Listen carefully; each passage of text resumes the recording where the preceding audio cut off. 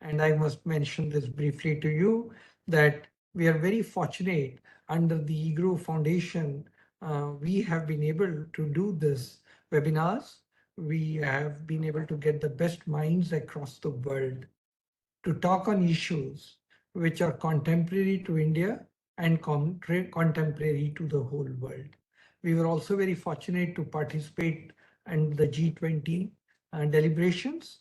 We did 11 webinars on new international economic order. We were also keen to do on climate. We were able to do 6, but we were so overwhelmed with other subjects that we could not devote more time. We wanted to do 10. And so is the story on women empowerment. We wanted to do a complete series of 10, and we could only do about 6 and then got again into distracted in that sense into other subjects. We have also been very fortunate to have Nobel laureates come and speak on this webinar series. And of course, numerous very illustrious scholars from Harvard, Stanford, London School, Columbia, MIT have also come and shared their thoughts with us on this webinar series. We have similarly had the best minds in our country from different institutions to come and share their thoughts. The issues that we have always been taking up are contemporary economic issues, though we have also taken up once in 3 months defense issues, and we have also deliberated upon social issues like poverty and unemployment. On September 11, as an illustration of contemporary issues, we're going to have a discussion of 90 minutes on economic implications of crime against women. And this will be chaired by none else than Professor Geeta Sen, who's an authority on gender economics. Today's issue is actually an issue for all of us in the country. We all want to become a very advanced country by 2047. But then do we know within our country, which is continent size, and each state is like a country in its own right, within this country, a continent size, there are states which are doing exceedingly well, like Karnataka, on which we are going to deliberate today, and states which are doing exceedingly poorly, like Punjab, on which we spent 5 days. We had 5 webinars looking at different aspects of why Punjab is deteriorating in agriculture, in industry, MSME, services, and overall public finance. Today, we are going to focus on Karnataka, keeping in mind that we have studied Punjab and its challenges. And now let's look at the successful states. We did Telangana last time. We are doing Karnataka now. We are doing Haryana next week. And then we will do Gujarat and we will do Tamil Nadu. Aim and objective is learning from each other what is happening in successful states and what is happening and what should not be happening in states which are going down the spiral. To discuss about Karnataka, again, we dug our database and we realized that we are fortunate to have very good minds in our own forum. They have come and spoken at EGROW earlier, and we are falling back on them once again. To discuss and moderate the session, we have Raghuvir Badrinath, and the panelists include Professor Deshpande, who has given a lifetime to issues related to economics and expert on agriculture. We have Professor Bala Subrahmanya, and we have a young Professor Kedar Vishnu. So happy to share Professor Bala and Kedar are students of Professor Deshpande. Sometimes I think, what is the level of satisfaction a professor would have? And we all talk of children, grandchildren, and 3 generations. Here I find 3 generations of scholars with us today. So it's in a way a matter of celebration that a professor has done so much, and that then in the same panel, 3 of them are there. matter of great pride. To me, it would be a great satisfaction if on my panel, my student and then another student much younger would be sitting there. In a way, today is a test for all the three of them, the professor who taught them and the professors who learned from their guru, and do they come up to their expectation, to his expectation. So I'm going to really watch this with great sense of interest. Let me introduce the moderator for the day and then hand over the session to take it forward. To moderate today, we have Raghuvir Badrinath. He comes with 15 years of experience in business journalism, having worked in senior editorial roles with globally renowned India and United States based media houses, Business Standard, Times of India, News Corp, and Reorg. He specializes in analysis of economic cycles, its impact on the corporate world, and in the highly opaque and exotic canvas of alternative investment management. He has a fellowship in data journalism from Data Leads under the umbrella of Google News Initiative. Raghu has led bureaus across Asia Pacific focusing on the complex nuances of distressed debt, corporate restructurings, bulge bracketed private equity funds, leveraged buyouts and mergers and acquisitions. Raghu is currently working to bring about sustainable livelihood improvements through financial inclusion, solutions for marginalized tribal societies in hostile geographies. With this, I hand over the session to Raghu to take it further, and I'm looking forward to the deliberations. Thank you. Raghu. Yes, thank you, Dr. Charan Singh. Thank you for the platform and for inviting such a illustrious panel to this today's discussion. Karnataka is my home state, and we all dearly like it, and we would like it to be part of a leading light as India develops into a $5 trillion economy by hopefully by 2026, 2027. Clear. It is my privilege to welcome the panel once again on behalf of EGROW and on behalf of Dr. Charan Singh, Professor Deshpande. Each one of us revere his work in this world of economics and macroeconomics. Professor Dr. Bala Subrahmanya, and of course, I've been recently starting work with Dr. Kedar Vishnu, and we have been working on a range of aspects about how we can bring economics understanding to graduating students and also the postgraduate students from the Manipal University. So I'll take a couple of minutes to introduce Professor Deshpande.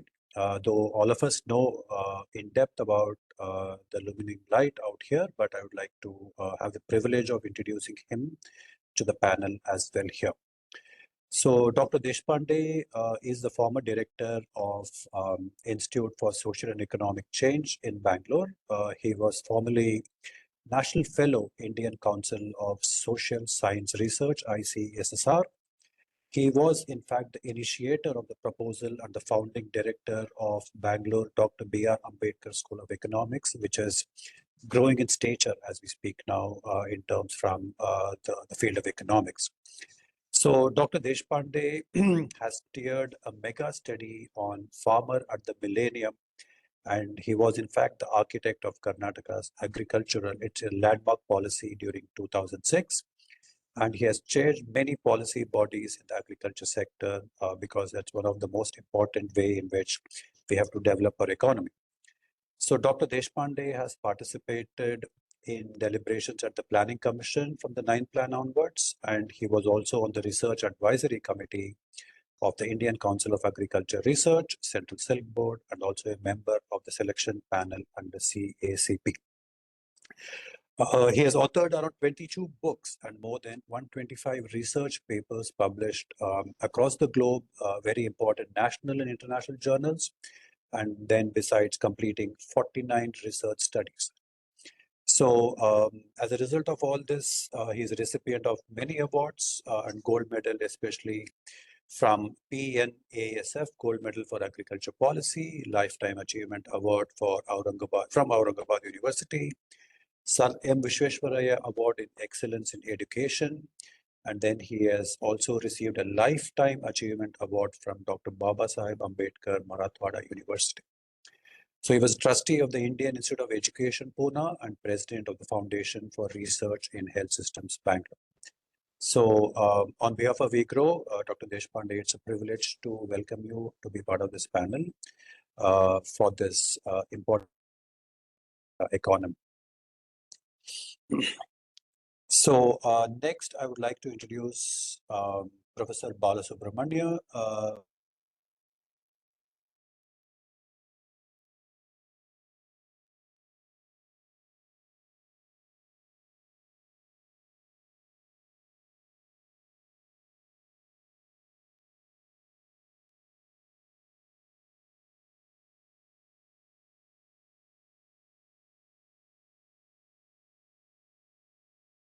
You're not audible. Yeah. Is it okay now, sir? Sorry. Yeah. Yes. Dr. Bala Subrahmanya is currently a senior professor at IISc Bangalore, and his specialization lies in managerial economics, macroeconomics, and industrial economics. He was a Fulbright Nehru Senior Research Fellow at University of California in the USA between 2009 and 2010.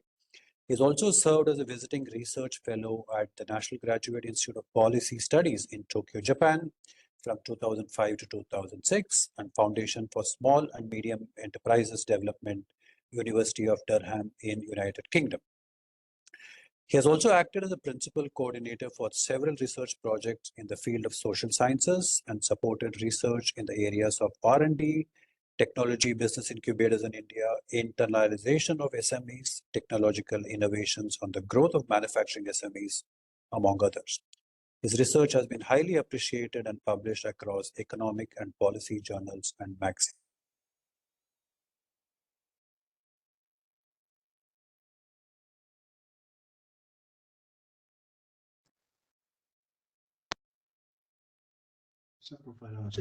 It's not audible, sir. Dr. Kedar Vishnu, a very enterprising. I've been working with him since the past few months here, and then he is full of energy, and he comes with a very deep understanding of the, especially on the Karnataka agriculture economy. So Dr. Vishnu trained as an institutional economist and currently serves as an associate professor of economics at Department of Liberal Arts in Manipal Academy of Higher Education in Bangalore. Dr. Vishnu earned his PhD from the Institute for Social and Economic Change in Bangalore and his master's in economics from Gokhale Institute of Politics and Economics in Pune. His PhD was funded by Ministry of Agriculture and Farmers Welfare, Government of India. His research interests encompass applied econometrics, macroeconomics, agriculture economics, and industrial economics. With over 13 years of experience in teaching and research, Dr. Vishnu has previously worked with Narsimunji Institute of Management Studies in Bombay, Dr. B.R. Ambedkar School of Economics in Bangalore. After that, he was working with Christ University in Pune, where he headed the economics program and played a key role in launching the master's program in economics and the bachelor's program in economics as well. Dr. Kedar has contributed to various research projects funded by the Ministry of Agriculture, Government of India in Delhi. He has presented his research in the United States, Canada, Russia, Germany, Slovakia, China, and Indonesia. He is a member of Agriculture and Applied Economics Association in the United States and has authored over 27 articles in newspapers such as Deccan Herald, Telangana Today, and Sakal on various emerging topics. He is a winner of the travel grants for early career professionals from the Agriculture and Applied Economics Association, Washington in the USA, International Association of Agriculture Economics USA, and Higher School of Economics Russia for presenting his research work. He has received prestigious Ronald Coase Fellowship from Ronald Coase Institute USA for doing his empirical work on institutional economics. Dr. Vishnu, it is my privilege to welcome you, and thanks for taking out time for this important panel. Yeah.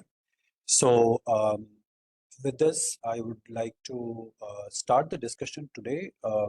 Basically, I will give a couple of few data points in which post that I will request Dr. Vishnu to start the discussion after that, after a brief 2 minutes inputs on what we'll focus on. So majority, as we spoke from an India perspective, we are looking at a $5 trillion economy over the next 2 to 3 years. And then as part of that, fueling this ambition will be key states like the Karnataka, Gujarat, Maharashtra, Uttar Pradesh, and Tamil Nadu. Each one of us of these states are looking at $1 trillion economy on their own strength, anywhere between 2030 to 2040 from multiple formats, right? So it is a healthy competition between these 5 states in the country, and we will explore during this discussion from a primary sector perspective, from Dr. Kedar, and from a secondary sector performance from Dr. Bala Subrahmanya as well, right? So we have been, given that the services sector from Karnataka has been pretty aggressive in its growth, but parallelly there is a lot working for the state of Karnataka from primary sector. Agriculture policy has been very innovative, as Dr. Kedar will speak about it. And from the secondary sector, Dr. Bala Subrahmanya will also speak about it, and Mr. Deshpande will speak about the fiscal points as well as from the agriculture perspective as well. So without much taking out time from the illustrious panel, I would now request Dr. Vishnu to start the proceeding for the day. Yeah, good afternoon. I'll just first share the slides. Just 1 minute.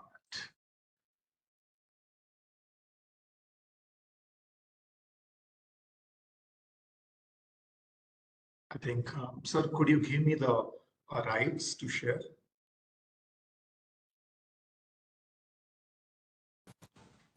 Yeah. Please try again. Yeah, sure.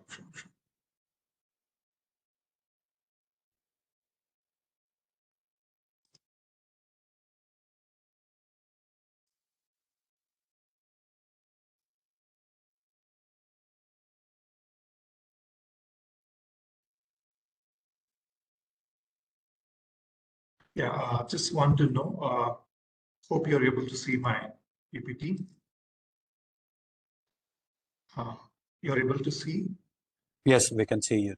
Okay, yeah, and it is moving as well, correct? Yeah, sure. Yeah. Okay.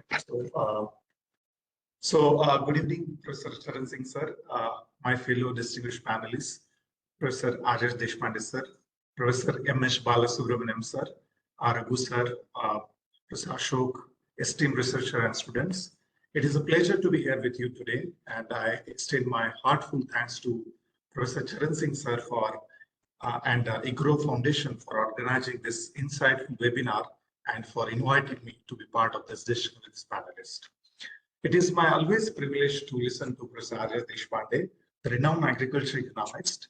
And though I actually wanted to speak last because it is always better to hear sir and then of course Professor Bala sir. So I'm speaking first, and I actually looking forward to learn the policy connect dot from Professor Deshpande sir and of course Professor Bala sir. So initially I'll be speaking on initially I'll speak a little bit about the Karnataka economy. Just 1 minute, let me share this. Yeah, yes. So I'll give little introduction to the Karnataka economy, and then something which I have done on how the supermarket have played a very important role for agriculture and economic development in Karnataka. So I'm going to talk about the role played by the supermarket, particularly with the contract farming, and how that has benefited the Karnataka economy to also grow at a large extent. So I'll just give a little bit statistic because, of course, Professor Deshpande sir would be again speaking more on this, and I would love to listen to him, particularly the policy connect. So as you know, the gross state domestic product has grown by 6.6% during 2023-24 for Karnataka, as compared with, let's say, almost 7.3%. Correct? The state has attracted somewhere around 14% of the foreign direct investment, and the state has contributed somewhere around 8.54% to the Indian GDP. And this is the fourth largest state in the country. I'll not go much in the physical domain because Sir would be speaking. So the state has done a very fantastic job. Now, if you look at the horticulture crop, it has actually reported somewhere around 28.84 lakh hectares area in horticulture. And this is the highest area as compared with any other state in India. So Karnataka has done a fantastic job of having highest horticulture area. Even if you compare with the production, Karnataka ranks 7th position in the horticulture production, and it has reported somewhere around 213.71 lakh metric ton total production. So that means Karnataka has done a fantastic job for allocating more area. Of course, there is a scope for us to improve in terms of the productivity. Now, even if you look at the state ranking in export, Karnataka ranks 6th as compared to any other state, and it has exported somewhere around 22,000 crore, for the financial year 22-23. Now, while looking at this statistic, the statistics are quite impressive, and we want to explore now why Karnataka economy has done a fantastic job, and also little concern about the same time. I'll just focus more on here agriculture. Now, this is something more concern for us because agriculture has grown by -1.8 for the financial year 23-24. I don't have data for this year. So this is mainly because, in agriculture, I think there are two major concerns. If you look at the last 2 years, 22-23 and 23-24, the crop and fishing has done a very worst job. Particularly, the growth for crop was almost negative by -5.6%. So agriculture has not done well. Industry, I'll not speak. Service sector, again, it is doing good. Now, overall, if you look at the gross state domestic product at Karnataka, you will find that it is declining. Though we had a fantastic growth rate in a gross domestic product at Karnataka, but now it is declining. But still, it is on a higher side. Now, I'll not go much in the fiscal deficit, but just want to tell you that I think we are on a good track in a fiscal policy or the revenue policy or particular revenue deficit or let's say primary deficit. Only one concern is that the primary deficit is increasing now. Probably it is because we are borrowing more. In terms of both the revenue and fiscal, I think we're on a good track. I think Sir would speak more on this. So I'll just highlight it. Now, no one is going to speak on service, so I'll just give some statistic here. So you know that the service sector has somewhere contributed somewhere around 67%. Again, this is based on the constant price. If you look at the nominal 2% here and there. So service sector has done a very fantastic job in Karnataka, and service sector is dominating the GDP of Karnataka. Now, within service sector, if you just look at some of the statistic, I think it is the real estate, the rent and the professional services has dominated a lot within the service sector. Even the trade and repair services are also dominated. So what you can find from this particular sector is that even though probably for a few years back, the service sector contribution had little decline, but still Karnataka economy is dominated by the service sector.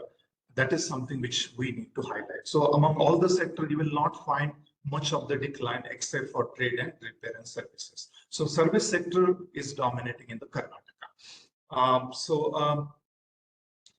Yeah. Okay. Now, just one statistic which I would like to share about agriculture. So now come back. Let's focus more on agriculture. Now, if you look at the revenue expenditure, I think for the financial year 24-25, 2.91 lakh crore was allocated to the agriculture, and it was 2.41 lakh in a academic year 2023-24. So that means the revenue expenditure share has gone up, but not in the capital outlay. The capital outlay has just increased by very small fraction. In fact, if you take the percentage, I think you will find that the more allocation is going toward the revenue sector as compared to the capital sector.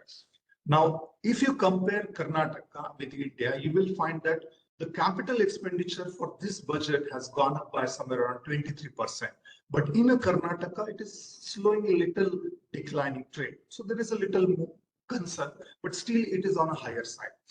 Now, if you look at the agriculture allocation, I think agriculture allocation also, it has gone little down last year. I don't have this year because I was not able to download the report. But one point which I want to highlight here, that the capital outlay in agriculture is relatively lower. In fact, it has just reported 1.11%. Correct. So this is a little picture about the Karnataka and the economy. Now I'm going to discuss about how the supermarket has helped the economy to achieve the growth. So now the supermarket has done a fantastic job in Karnataka. In fact, Karnataka is one of the leading states in India. There are n number of companies are available in Karnataka, and if you look at the way of supermarket, a lot of work has done by Professor Thomas Reardon. He found that the supermarket in India actually has started more from a south region, correct? So I think Karnataka has greatly benefited from that. When the supermarket has started, actually now they are going for the vertical coordination with the fruits and vegetables. They are actually directly started purchasing from the farmer.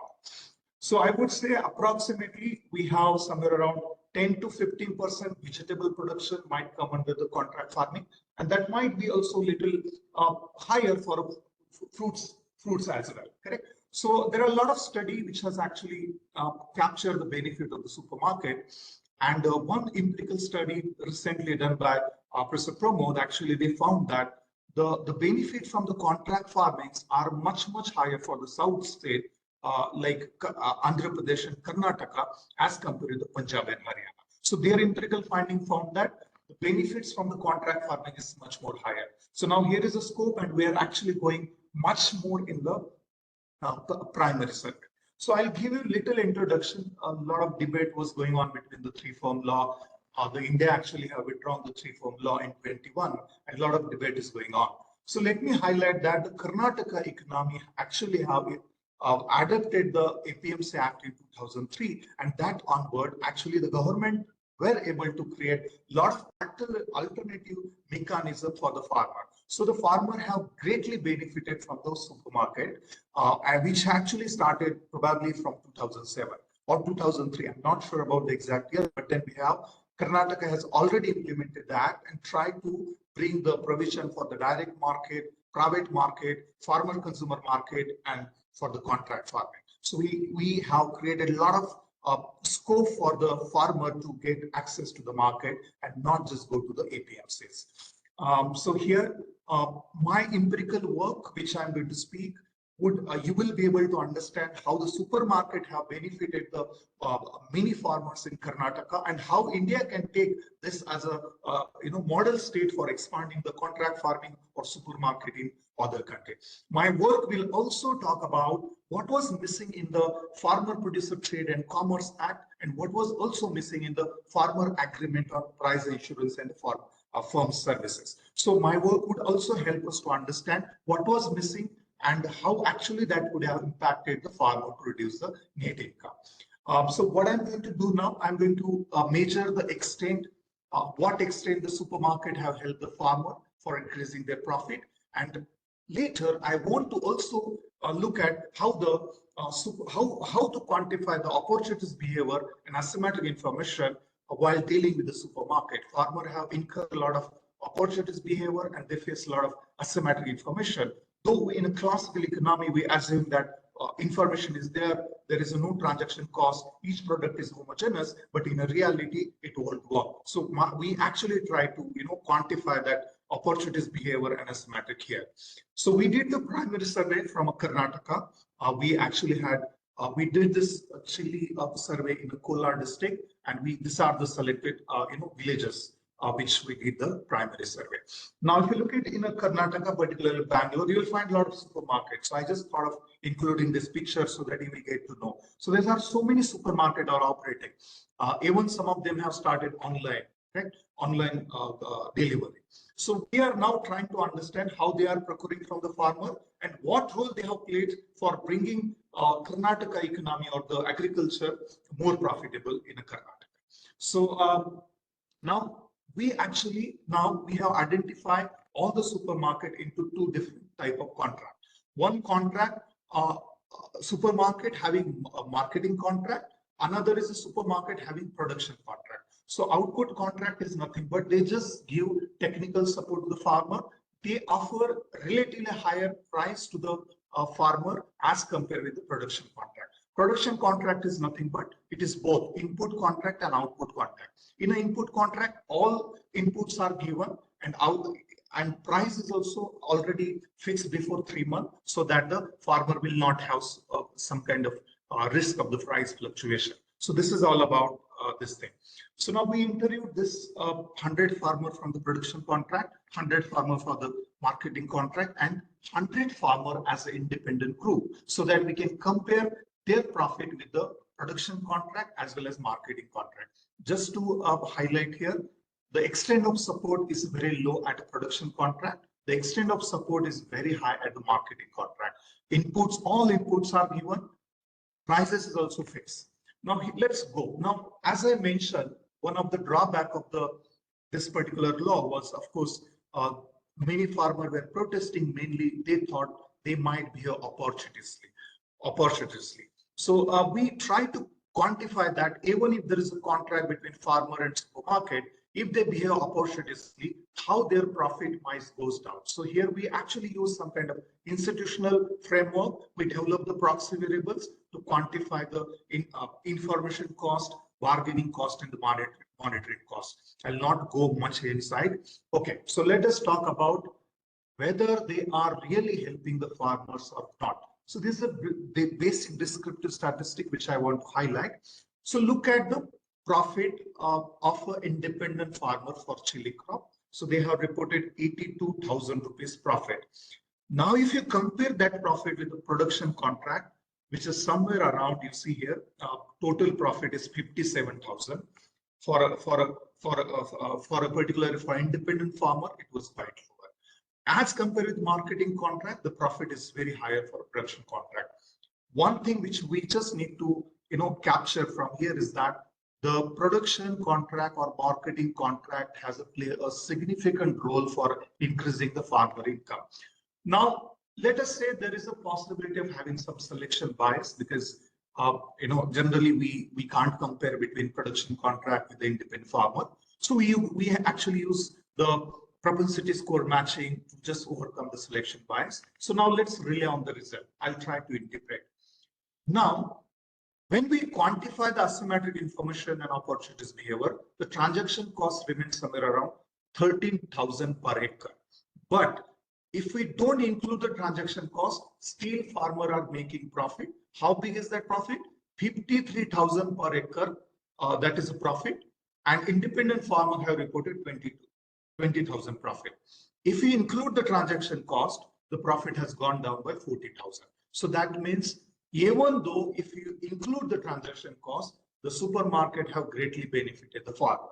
If you look at the production marketing contract now, the transaction cost is very high in marketing contract as compared with the production contract. The transaction cost is very low in the marketing contract. If you include now transaction cost in the profit calculation, you will find that still farmers are making some kind of profit even in marketing contract. So here is a just simple way to just understand how they are helping. So you compare the prices of production contract. The farmer received 21.4 rupees per kg chili. If you compare this with the probably with the indifferent farmer, the prices are 18 rupees. So that means the farmer are giving very high price to the farmer if they are procuring from them. Number two, even if you look at the marketing contracts, still farmers have been benefited. But along with that, or even though they are getting high price, the farmer have incurred some kind of transaction cost. And this was the drawback of the three-firm law. In fact, the farmers were mainly protecting because they were not sure whether there will be proper enforcement, whether there will be some kind of asymmetric information. So this was a, this was one of the reasons. But still, even if we go ahead with whatever it is as it is, still the contract farming have significantly helped in Karnataka for bringing the high income. Now just let's compare. What if it would have improved? Suppose if Karnataka improved the institutional mechanism, and if we go for proper enforcement, we tried our best to reduce the semantic information. In that case, I think we'll be able to benefit the farmer almost by 54,000 per acre for chili crop, which is significantly higher as compared with the independent farmer. Even if you compare here now, this is again after the including the transaction cost, still the contract farming are helping the farmer. Similarly, profit has gone down if we include the transaction cost. So the story is very simple. I think they have done a fantastic job. So here is just a last slide which I want to discuss. Now, suppose if we just compare Karnataka economy or the contract farming in Karnataka, I think we have done a fantastic job of giving them a lot of opportunity. Still, I would say that particularly in Hoskote, Mysore and Kolar, I think these three places have become the hotspot. There are so many options available for the farmer to sell their product. Still, APMCs are dominating. So if we really improve if the Karnataka government take a lot of incentive to improve the institutional mechanism, I think we'll be able to increase the farmer income by somewhere around 25%. 25%. So where we lack, actually, we just lack here. We don't have the proper legal framework. We don't have the proper enforcement mechanism. So I think if we improve that, I think we'll be able to do well. I just want to highlight that this topic is very important because in Karnataka, we have a lot and huge potential. We have been doing fantastic job of exporting. Our state ranks 7th in terms of the export of agriculture product. We have a lot of potential. I think we need to go for more processing food. I think we need to go for, let's say, promoting this kind of markets without any kind of problem. I think with this, I'll just stop my talk, and I'm looking forward to learn from both the panelists. Thank you so much. Thank you, Dr. Vishnu. It was interesting to understand how, for example, contract farming specifically, and how the intervention of, for example, supermarkets have been playing a key role in substantially delivering profits to the farmers. Great to know. We will come back with more discussions on that. So before I request Dr. Bala to talk about his pet subject, which is the manufacturing and MSME sector. Couple of data points which can be as a trigger to this is anyone who thinks about aerospace industry in the country. Karnataka has been a pioneer in the aerospace industry. From an automobile perspective, we are one of the key markets for automobile manufacturing, and then the machine tool industry from a manufacturing sector. Karnataka has been one of the pioneers in manufacturing machine tool industry. As per, we are one of the largest. We have very large industrial estates in the state of Bangalore, Karnataka as well. And then, but still, there are some teething problem with respect to this very important manufacturing and MSME sector, with the growth of EV as an industry, with the growth of aviation as an industry, and most importantly, we have this large defense modernization program which is going on in the country, in which our MSME, for example, which is majorly defense related from Karnataka as a state, plays a key role in defense modernization in the country. So we would be delighted to understand these and many other perspectives from Professor Bala in terms of how is it this is shaping up and what is the future, what we have as our state goes into the target of $1 trillion economy in the near future. Dr. Subrahmanya, kind request to start. Thank you. Good evening to everybody. I would like to thank Professor Charan Singh for giving me an opportunity to share some of my views.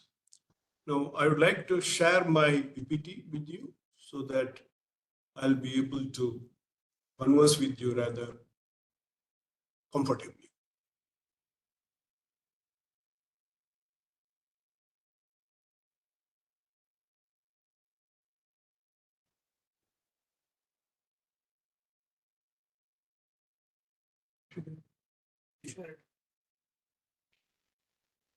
Hope you're able to see my PPT. Yes, sir. Yes. Yeah. Visible. So I would like to focus on the industrial sector in Karnataka because it is the industrial sector which has led Karnataka to what it is today. Now, Karnataka is considered the pioneer in the field of industrialization in the country. Now, it has a rich industrial history spanning over almost 1.5 centuries. Now, I would consider Karnataka an industrial progressive state in the country in terms of policies, structure, and performance. In terms of policies, because Karnataka is one of the very few states which has a long-standing history of in state-level industrial policies, spanning over more than 4 decades, perhaps. And it is a progressive state in terms of industrial structure, because if you look at the industrial composition of the state, you would find mostly modern industries.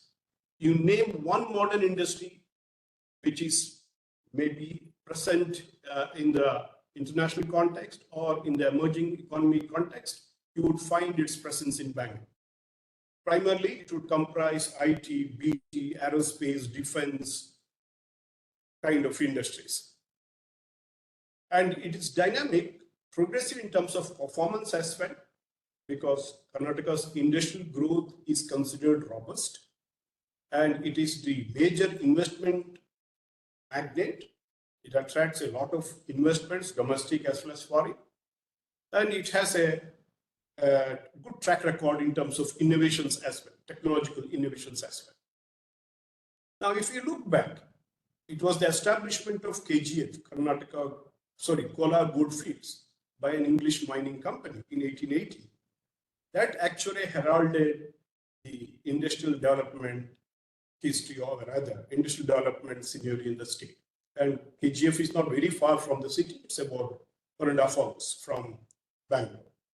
Now, thereafter, 2 large textile mills were set up, followed by an central industrial workshop. All this happened prior to 1900. And all these 3 were set up in Bangalore. But then the generation of hydroelectric power through a hydroelectric power station set up at Shivanasamudra in 1902-1903 gave actually a further impetus to modern industrialization in the state. But more importantly, it was the appointment of Sir M. Vishnu as the chief engineer in 1909 that actually led to the beginning of planned economic development.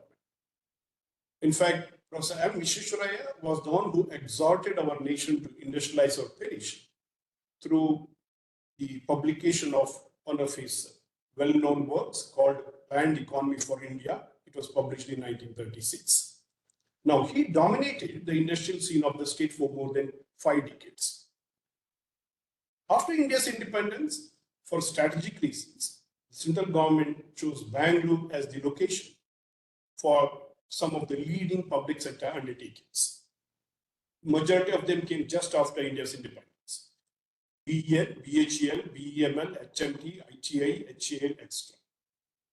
Now, most of these industries also formed part of India's import substitution industrialization strategy. Now, as a result of all this, Karnataka has remained as one of the frontline states in India's industrialization in the post-independent period. So it is known for modern machinery, electrical, electronics, IT, BT, and R&D intensive industries. But then there's a paradox. Now, let me draw your attention to the paradox.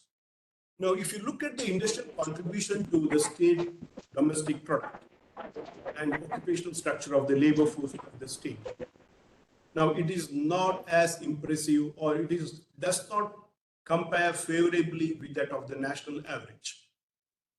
If you look at the industrial contribution to state domestic product, now it was just about 1/5 of the total SDP in 2021, whereas in the country as a whole, it accounted for more than a quarter.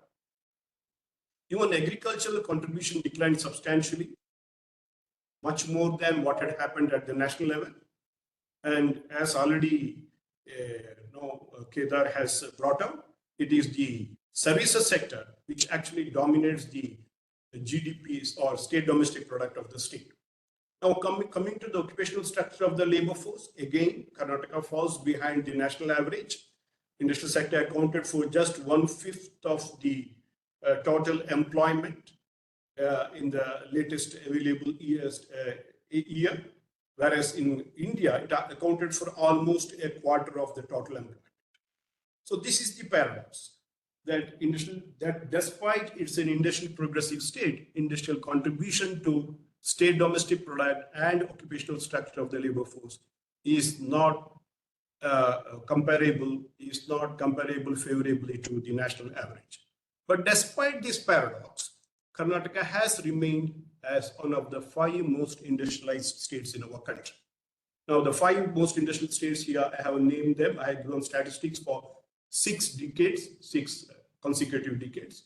So, Andhra Pradesh, Maharashtra, Gujarat, Karnataka, Tamil Nadu are the 5 most industrialized states, and they account for more than 50% of the either number of factories or fixed capital investment or employees or net value added. Now, Karnataka's share more or less remained steady, hovered around about 5%. So 71, 72, 81, 82, 91, 92, 2001, 2, 11, 12, and 21, 22. Only in 11, 12, Karnataka stood third in terms of net value added among the states. Otherwise, its rank always varied between 4th position and the 5th position. So, but overall, it remained as one of the 5 most industrialized states in the post-independent India. Now, there are some more indicators which very clearly substantiate that Karnataka is an industrially progressive state. Now, I would like to make reference to 3 of the indicators, and I have statistics for 2 of them. The first one is Karnataka now, it is one of the highest recipients of foreign direct investment. In 21-22, it accounted for the highest, but between October 2019 and September 2023, among the states, it accounted for the second highest recipient of foreign direct investment inflows, and it accounted for about 23% of the total inflow into the country. These are the first statistics I would like to bring to your attention. Next is Karnataka stands at the top among the major states in terms of innovation index. Now, if you include union territories like Delhi, then Karnataka stands second, because Delhi accounted for the highest innovation index as per the statistics revealed by Niti Aayog, and Karnataka stood second. Now, the third one, though I do not have state-wise statistics for startups, rather very confidently I can state that Karnataka accounts for about for the second highest or the third highest share of total startups in the country. Now, but then there's a flip side. Now, what is the flip side? Let me draw your attention to that. Now, industrial distribution in Karnataka is few. Industrial growth of Karnataka is largely concentrated in and around Bangalore. IT, BT, and R&D affiliates of MNCs are disproportionately located in and around Bangalore. We all know that Bangalore is nicknamed as the Silicon Valley of India about 2 to 3 decades back itself. Now, even a larger proportion of MSMEs are concentrated in Bangalore urban district. Now, I have statistics for that. I'm going to present 2 figures here. Now, Bangalore urban districts accounts for more than a quarter of the total MSMEs registered under the Udyam scheme, and more than 1/3 of the total MSME units as well as MSME employment is located in Bangalore urban and rural districts put together. So clearly, Bangalore is the growth engine of Karnataka's economic growth and industrialization. Now, this is the figure that I have derived from the economic survey of government of Karnataka. Now, you may see here that the green colored one is the Bangalore urban district, whereas the blue colored one is the Bangalore rural district. Now, Bangalore urban district accounted for about 27.5% of the total units, and Bangalore rural districts about 5.12%. So together, Bangalore urban and rural districts, together, they accounted for about 32.6% of the total units in the country. That's almost about 1/3.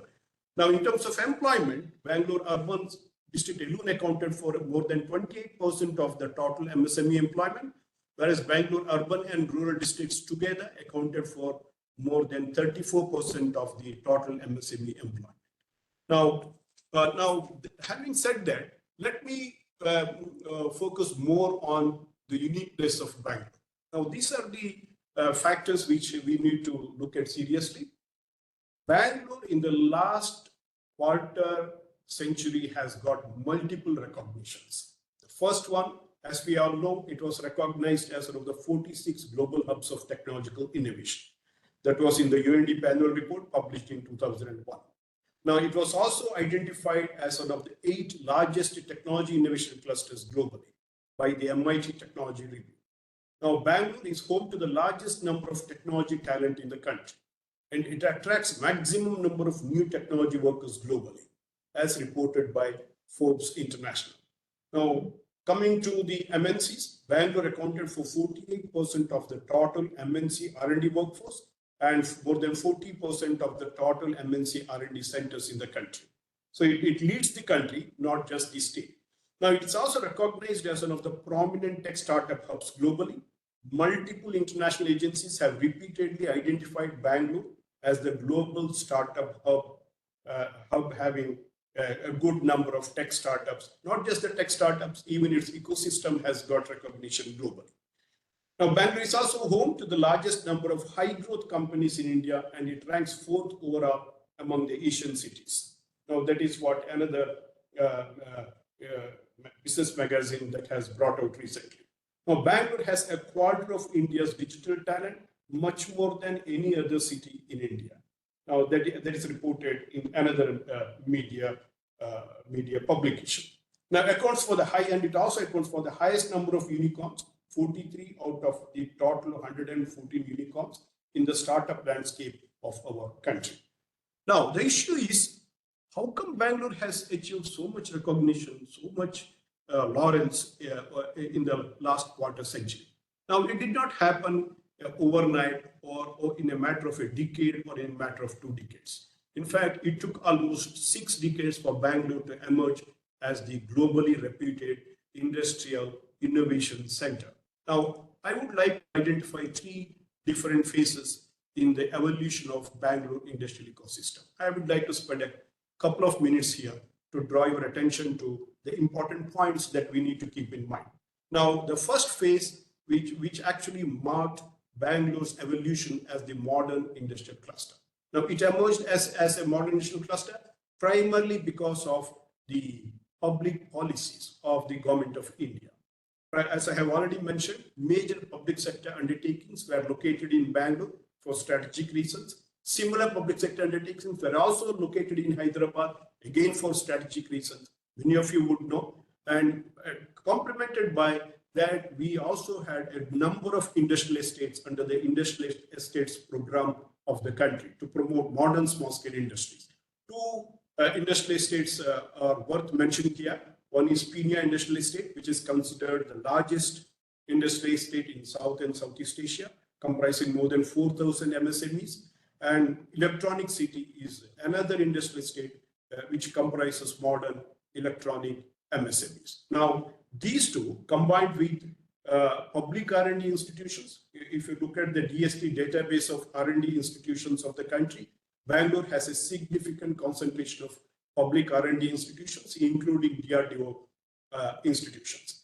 Now, at the same time, Bangalore also has experienced, particularly in the 70s and 80s, the spring up of many leading engineering institutions. Now, I can name some of them: RV College of Engineering, then Bangalore Institute of Technology, Ramaya Institute of Technology, PES Institute of Technology, PMS College of Engineering.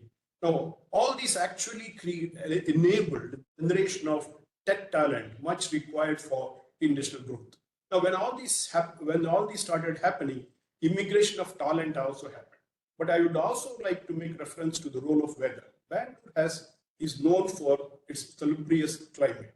People get intoxicated, not because of the pubs, because of the comfortable weather that the city has. Perhaps no other metropolitan city has, can claim for a kind of weather that Bangalore has. For almost 10 months out of 12 months, we can lead a life comfortably with just a fan. We don't need a heater. We don't need an air cooler either. So all these factors have actually enabled the emergence of modern industrial cluster. Particularly, as I said, there are direct factors, but the indirect factor is nothing but the government policy. We know that we had a very controlled industrial licensing policy, controls and regulations we had, but at the same time, this industrial policy enabled the establishment, rather led to the establishment of leading public sector undertakings. Many of them are prominent undertakings even today. Now, this particular phase took almost three and a half decades. Now, close to 4 decades. Now, but in the mid-1980s, with the establishment of Texas Instruments subsidiary that heralded the beginning of IT-BT boom in the city. Now, followed by a good number of MNC investments, MNC IT-BT firms started flowing into Bangalore.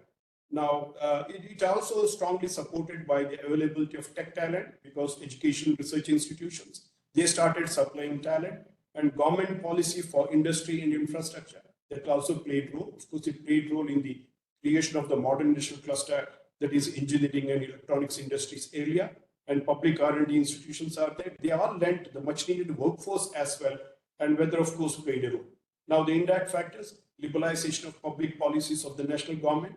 Industrial policy liberalization started in the 80s, picked up momentum in the late 80s. And of course, with the new industrial policy, now it actually welcomed foreign investment in a big way.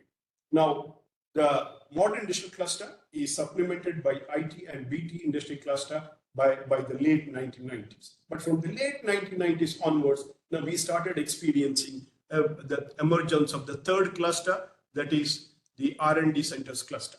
Now, let me draw your attention to the R&D centers cluster. Almost majority of the Fortune 500 companies have their R&D centers in Bangalore. That is because of the relatively economical workforce that is available in the city. Now, steady entry and growth of MNC R&D firms. Now, let me also distinguish. See, MNC investments come either for markets, or for resources, or for efficiency improvements, or for strategic asset acquisition. Now, when the country was opened up, India as a whole started attracting more and more FDI, majority in terms of market-seeking investments and in terms of resource-seeking investments. But the kind of MNC or FDI that was flowing to Bangalore were mostly in terms of efficiency-seeking investments. So that was the difference between the FDI inflow into Bangalore and FDI inflow to the rest of the country. So modern industrial cluster supplemented by IT and BT industry cluster, supplemented by R&D centers cluster. Now, educational research institutes continue to play a major role. Now, government policy for industry infrastructure continue. As I said, Karnataka has a very, very progressive industrial policy, providing incentives, comprising schemes and programs, and developing infrastructure. Public R&D institutions continue to play their positive role, and so is weather. So liberalization of foreign investment rules, efficiency-seeking R&D-centric FDI inflow led to the R&D center cluster emergence. Now, these three clusters together created a very favorable climate for the emergence of tech startups. That is precisely why, from the 90s onwards, from the late 90s onwards, that more and more tech startups started emerging in Bangalore. And that is why Bangalore got the recognition as the startup capital of the country. Now, let me conclude my presentation. I will also have a word of caution. Karnataka has been an industrially progressive state for historical reasons, as explained earlier. It's a dynamic state in terms of industrial policy, industrial structure, and industrial performance. But industrial growth has been predominantly centered in and around its capital, that is Bangalore. MNCs, domestic large firms, MSMEs, and startups, they're all disproportionately concentrated in Bangalore urban district. Now, let me substantiate this point with one more observation that I have made. Now, in Karnataka, Hubli-Dharwad is the second largest urban agglomeration. But for your information, there is not even a single multinational corporation located in Hubli-Dharwad even today, to the best of my knowledge. So that means MNCs virtually are clustering in and around Bangalore. And domestic large enterprises are substantially more than proportionately they are located in Bangalore. MSMEs, I have already provided statistics that more than 1/3 of the MSMEs are concentrated in and around Bangalore. And Karnataka, Bangalore is the startup capital, one of the major startup hubs in the country, globally recognized startups in the country. Thus, Bangalore grows faster than the rest of the state in terms of attracting investments, generating employment, producing incomes, among others. Thus, Karnataka, between sectors, as I have argued earlier, or rather as revealed by the statistics, service sector is dominating increasingly the overall state economic structure, followed by industry. Thus, Karnataka experiences skewed growth in terms of sectors and regions. But then there is a word of caution. My personal feeling is rulers of the state have not realized the potential that Bangalore city has. Now, Bangalore city has certain challenges. If it has to really contribute more and more to the state economy, then these challenges have to be dealt with adequately. First one is water. The second one is transport infrastructure. And the third one is power. See, government of Karnataka has implemented global investors meet. Now, one more is proposed in 2025. Now, they claim that they have approved more than 1 lakh crore investments, but nobody knows what is the proportion of these investment proposals converting into reality. In other words, what is the proportion of these investments getting realized? That is not clear. Now, if we have to deal with such a magnitude of investment proposals, we need power in the state. We need adequate infrastructure. We need even other public utilities. But I'm not really sure whether we have adequately geared up to deal with those challenges. I think I would like to stop at this point. Thank you. Thank you, Dr. Subrahmanya. It was heartening to understand in detail the kind of skewed growth our state has been going through when there is a significant competition from Tamil Nadu in the manufacturing and also Maharashtra as well, right? So we'll come back to discussion on, we have been talking about high-end manufacturing. A lot of discussions at the policy level on semiconductor manufacturing is being talked about. EV industry is growing. There is significant investment coming up as well, which requires manufacturing as a key focus as well. So we'll come back and talk on how Karnataka can address or leverage those challenges as well. So it is now my privilege to welcome Dr. Deshpande sir to share his views. Dr. Kedar has created a platform for Dr. Deshpande in terms of talking in detail about, to a certain extent, about a very interesting contract farming scenario in how it has been helping the farmers at a large scale. But the ratio from a farmer perspective is around 10 to 15% is what he has said, but the remaining 80-85% is still not under the contract farming perspective. And though we have a significant flower production, coffee production, and silk production from the Karnataka state, the growth from the primary sector is not that encouraging against, for example, the services which Professor Bala beautifully explained. So I now request Dr. Deshpande sir to please share his views on what are the problems, challenges, and opportunities for agriculture as an important growth driver for the state of Karnataka. Dr. Deshpande sir. Thank you, Raghu. Thank you very much. Are you able to hear me? Yes, sir. We are able to hear you. That's it. I would go by my traditional method. I would not be using any kind of PowerPoint as such. Sure. Now, last 5 decades of my working in Karnataka, there is one thing very significant about Karnataka which many people do not note, that Karnataka has been a state in the interstate comparison exactly at the median level. You take anything, you take population growth, you take industrial growth, you take anything. And Karnataka happens to be at median, including the human development index. It's at 10th, 11th places. Now, there are two ways of looking at it. Number one, that Karnataka has a large number of constraints. Number one, that it is constrained by a large area which is underdeveloped, the North Karnataka. About 12 districts are drought prone, 96 talukas are continuously, perpetually drought prone. Poverty is intense in North Karnataka. The regional diversity is so bad that Nanjandappa committee could not do anything. Karnataka state is not Bangalore, and largely people understand it as a small sample, thinking that yes, that is the way Karnataka is, but Karnataka is not that way. There are a lot in-depth problems of Karnataka. Now, looking at the median level, one thing is that either Karnataka has been able to maintain its median level despite the pulls down. This is one important thing, that despite having such a huge drought prone area, despite having one of the lowest irrigation proportion, despite having largest low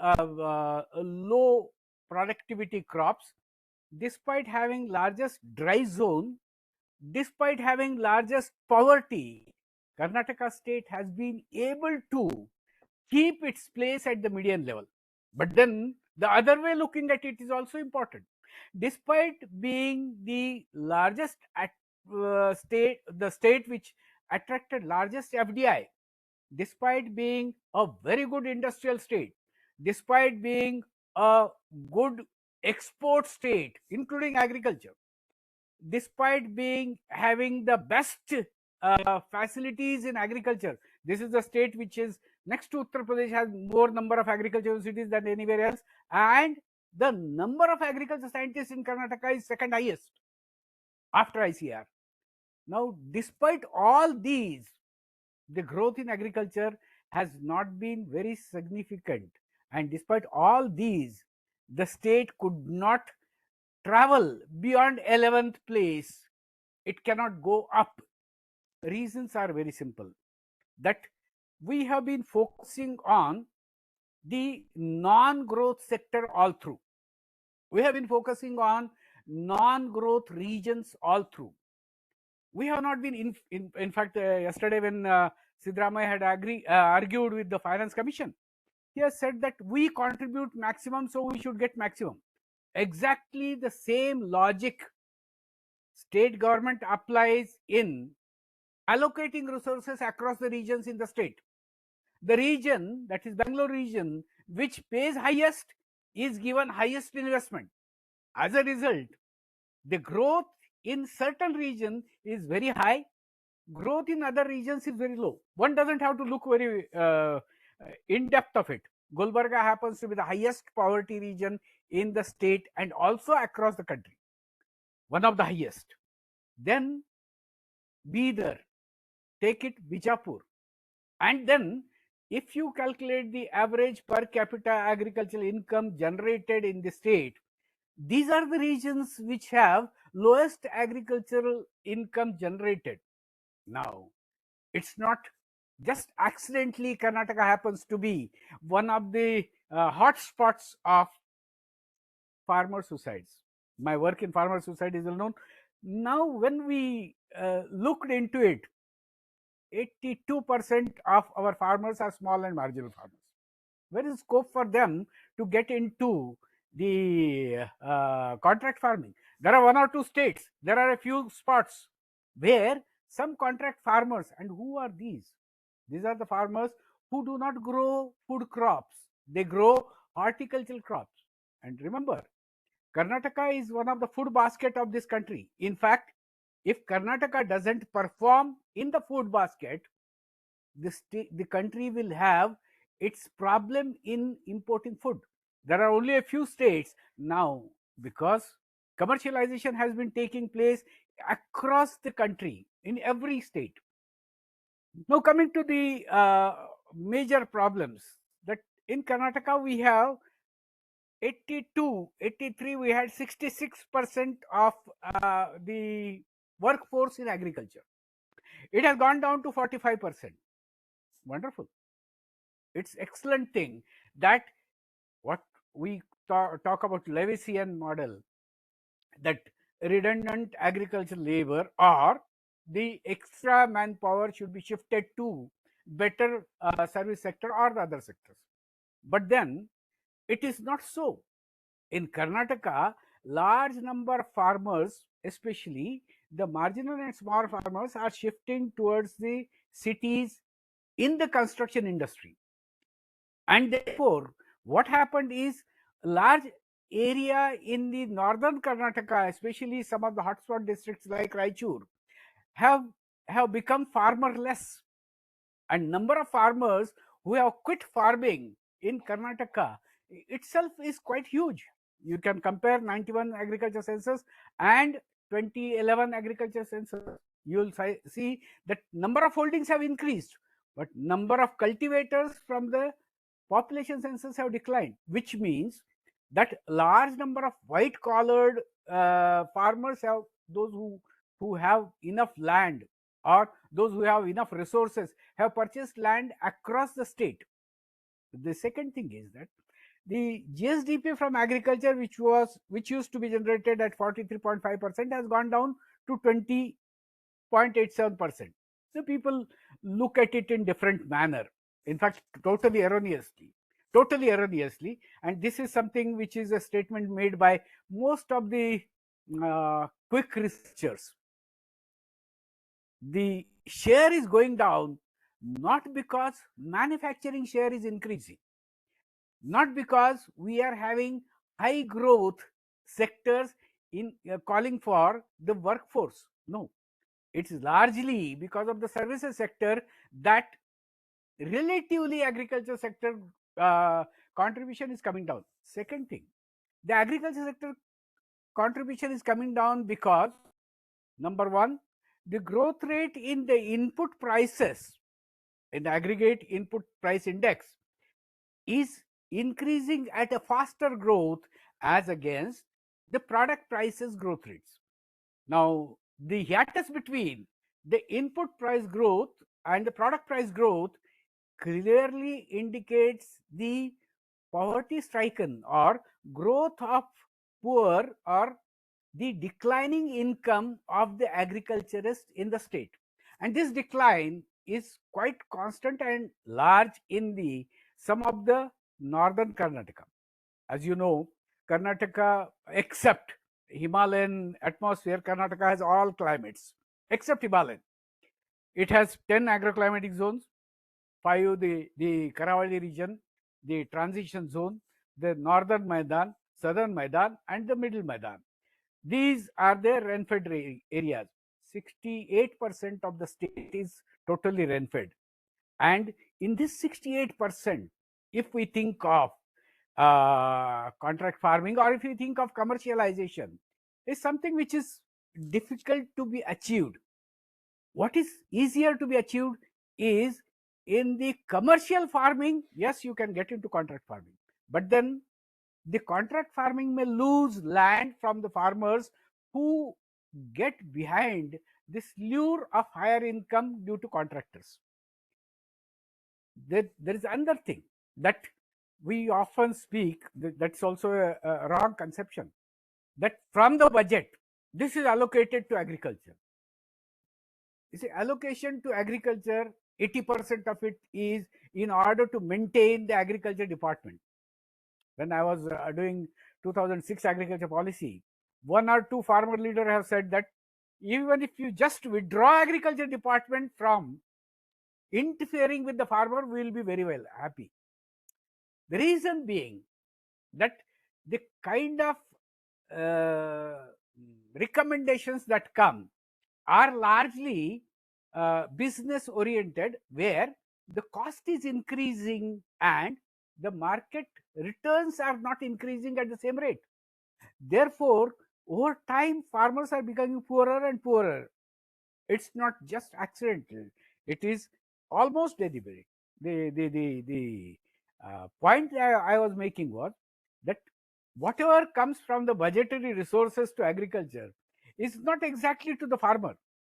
Some little of it goes to the farmer in terms of subsidy. But where is the subsidy going?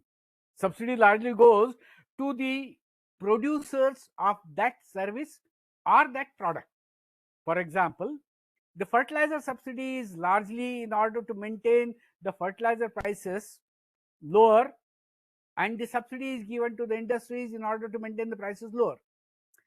Industries, and if you recollect Hanumantrao committee report, where Oswal Fertilizers had given a witness, they had given a letter to Hanumantrao committee saying that if we want to increase our cost, we may gold plate our industry. Certainly, when the cost is increasing and the cost is put on the farmer, same thing is true about electricity. Same thing is true about bank rates of interest. Same thing is true about every subsidy given to the farmer except those which are direct subsidies, which are given like the recent 6,000 rupees, but that's peanuts. Over years, we have been wrongly talking about the budgetary resources given to agriculture. It's not the budgetary resources that are required for the agriculture. What is required for the agriculture is the resources transfer in lump sum for the sector, not through the state machinery, but directly to the farmers or recent policy, that farmer producers organization. The next mistake which is done is about this growth in agriculture sector. Large number of researchers calculate year on year growth. Agriculture doesn't grow year to year. Agriculture sometimes now over years, if you look into the growth, 7.2%, 4.3%, minus 9.9, 3.1, 22.8. No, these are year to year changes. Statistically speaking, growth rate is something which is on a time trend. It's not from year to year. It's a year to year change is misleading as growth, but it happens. We had given, Karnataka government had made a committee under my chairmanship in order to give the actual growth in agriculture sector. We calculated 5-year rolling growth rates and given it to the state. Now that gives and that was used by Ramesh Chand in his Niti Aayog paper also.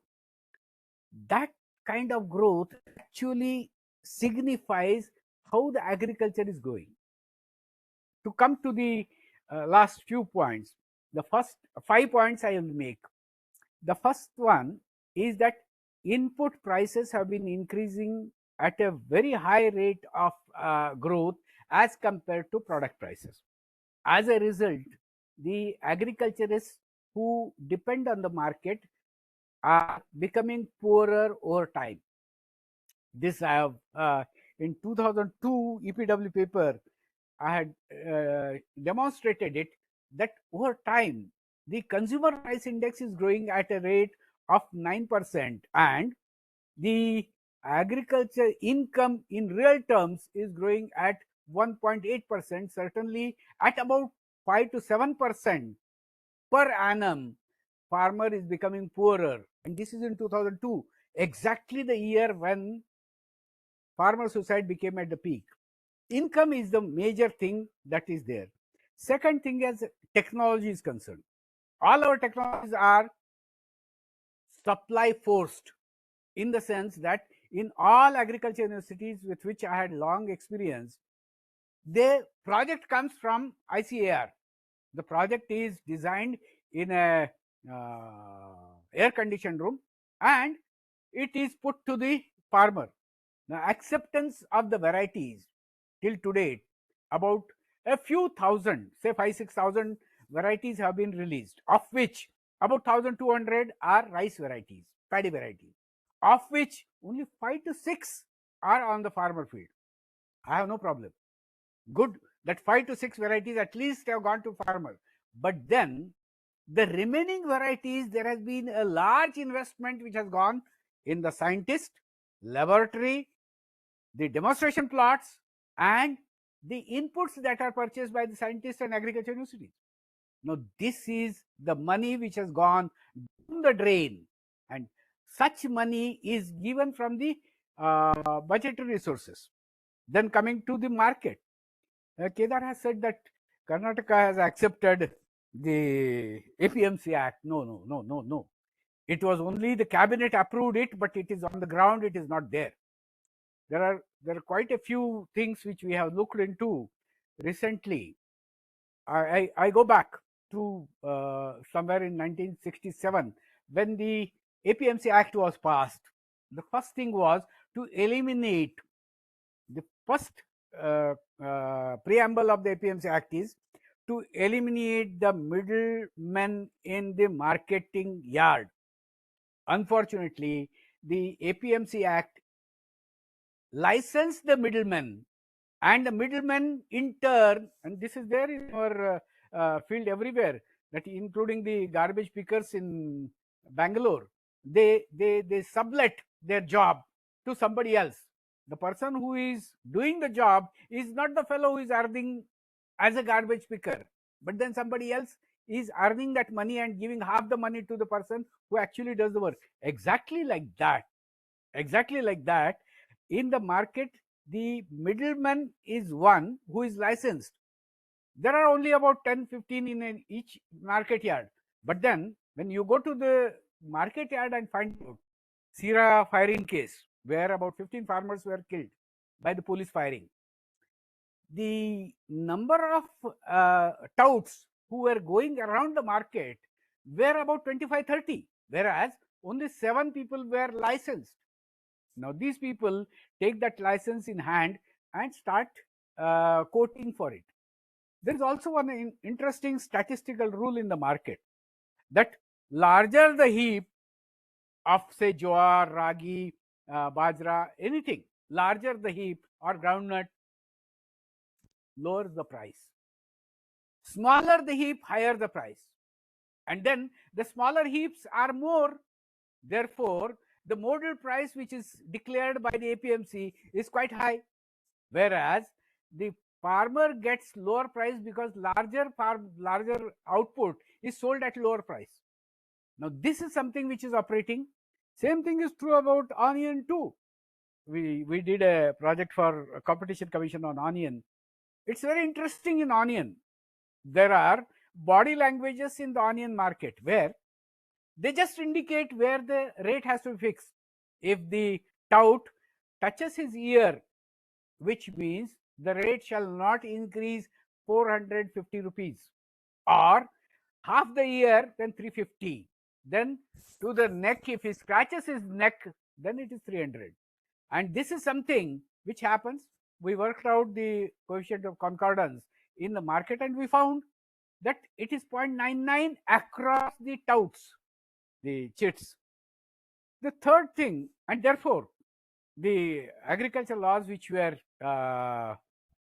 declared by central government and which were refuted, they don't operate in Karnataka. Karnataka market operates in totally differently, and largely the market functionaries are only very few. If you recollect, some time back, maybe about 6 or 7 years back, a full boat of rice was caught and apprehended at Mangalore port. This rice was meant for public distribution system in Karnataka. Now the case went off. Nobody knows what happened afterwards. But certainly the rice has traveled from public distribution system godowns to Mangalore port to be exported out of India. The next thing is prices. We have a greater issue on prices like the MSP, etc. Now, when coming to the minimum support prices in Karnataka, hardly about a few hundred tons is procured, and that also very rarely. The largest procurement of grains is from only 5 states. 99.9% is procured in Punjab, Haryana, Uttar Pradesh, Madhya Pradesh, and Rajasthan. That's all. Now, then Karnataka's share in the total procurement is very little. Therefore, the impact of MSP in Karnataka is absolutely negligible. Now, coming to the last one is commercialization. Kedar has spoken very high about the contract farming. I did a book on contract farming long back for Lal Bahadur Shastri Academy, Mussoorie. The book is titled very interestingly, and the title explains what is there in the book. Therefore, I just state the title. Tenancy and contract farming entangled without tethers. I'm sure that most of you know what is tether. Two urbanites taking their dogs out for walking or for the morning purposes. The dogs are not put tethers in the sense the mouth control, and the two dogs meet on the road. They do not exchange pleasantries like we do. Good morning, how are you, how was yesterday? But then they start barking at each other and pulling each other's ears. Exactly. The tenancy and the contract farming are two dogs left without tethers. Tomorrow, if the tenant farmer has to lose, and then the new act, that is the government of India's 3 agricultural laws, in the contract farming law, it is prohibited that land cannot be transferred. But then we do not need the land to be transferred. There is an agreement between the landowner and the contract farmer saying that for the next 10 years, I allow you to cultivate my land, and that's a tenancy agreement. And this tenancy agreement cannot be, it is not transfer of land. And it is continued again because the contractor is much more powerful than the tenant farmer. Therefore, it may be a solution, but it is not the solution. Last one, I would come to the Karnataka's macro situation.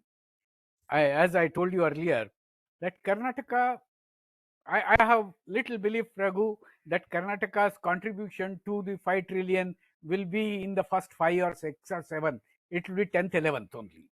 And even that will come only from Bangalore or from the software industries.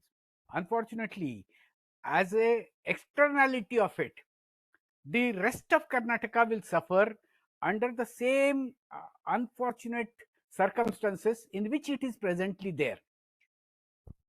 If at all Karnataka has to contribute, the contribution has to come from the regions which have promise, but then the regions which have been neglected over years in the state policy. I tell you, from Ramakrishna Hegde, when the perspective plan we prepared, Ramakrishna Hegde was, and LC Jain was the chairman of that committee. At that time, we had said that specific kind of vehicles be prepared for certain districts in North Karnataka. After that, Nanjundappa committee repeated it. Nanjundappa committee computed the 16,000 crores randomly. But then that 16,000 crores stayed for about a decade or so as a constant figure to be transferred to northern Karnataka.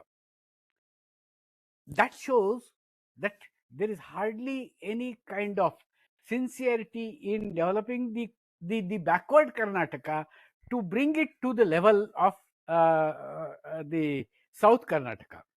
Then came the Devegowda's agriculture policy 1995. Before that was Satish Chandra's agriculture policy 1993. Again, the suggestion was to bring North Karnataka, to bring the backward district on the front. It did not happen. But then what happened was, all that investment that was poured in was in Bangalore. Again, in the 16th Finance Commission yesterday, when arguing with the 16th Finance Commission, the Chief Minister and the Finance Ministry of Government of Karnataka said that we need funds for Bangalore. Yes, true. But then is Bangalore Municipal Corporation has some responsibility to meet its own expenditure from its own resources? It doesn't. It doesn't happen even at the state level. In the state too, we are living on the non-tax revenue. And in order to meet the five guarantees that have been given, we are borrowing from the non-tax revenue. The tax revenue is not as much.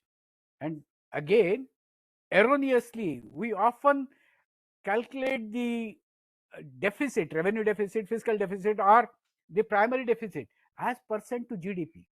I always ask the question to my students, where is this GDP stored? Is it in the cellar of Rashtrapati Bhavan or below the Prime Minister's house? It's an estimated figure which is not available on the final figure, is not available on 28th February when the budget is declared. What is the figure available on 28th February? Is an estimate based on certain assumptions. And these assumptions are best done by a clerk sitting on the desk calculating the GDP or GSDP.